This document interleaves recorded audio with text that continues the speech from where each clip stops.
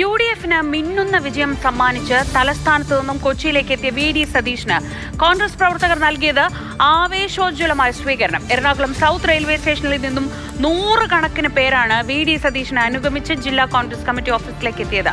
പ്രവർത്തകരുടെ ആവേശത്തിനൊപ്പം അദ്ദേഹത്തിന്റെ ചിത്രം അടങ്ങുന്ന കേക്കിന്റെ മധുരവും നുണഞ്ഞാണ് സതീശൻ മടങ്ങിയത്.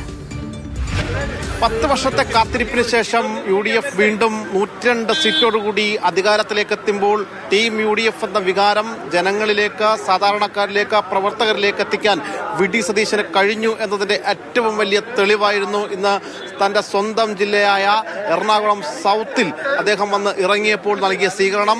വന്ദേ ഭാരതിൽ വന്ന് ഇറങ്ങി അവിടെ നിന്ന് കാല് പുറത്തേക്ക് വെക്കാൻ സമ്മതിച്ചില്ല.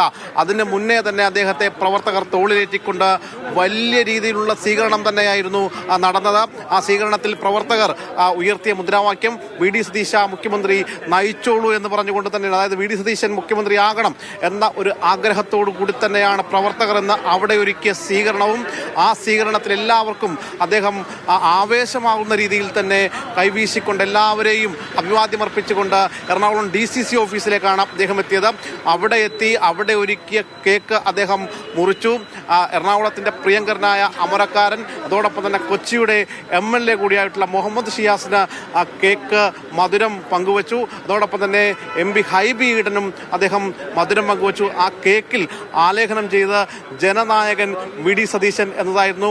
അദ്ദേഹം പ്രസംഗിച്ചു നിൽക്കുന്ന ഒരു ചിത്രവും ആ കേക്കിലുണ്ടായിരുന്നു. അതിനുശേഷം ഇപ്പോൾ ഈ DCC ഓഫീസിൽ അദ്ദേഹം നേതാക്കളുമായിട്ട് സംസാരിക്കുന്നു. അതിനുശേഷം പിന്നീട് ആലുവയിലെ വീട്ടിലേക്കാണ് വി.ഡി. സതീശൻ പോയിട്ടുള്ളത്. എന്തായാലും വി.ഡി. സതീശൻ എന്ന ഒരു വികാരം, ടീം UDF എന്ന വികാരം അദ്ദേഹം പ്രവർത്തകർക്കിടയിലേക്ക് എത്തിച്ചു.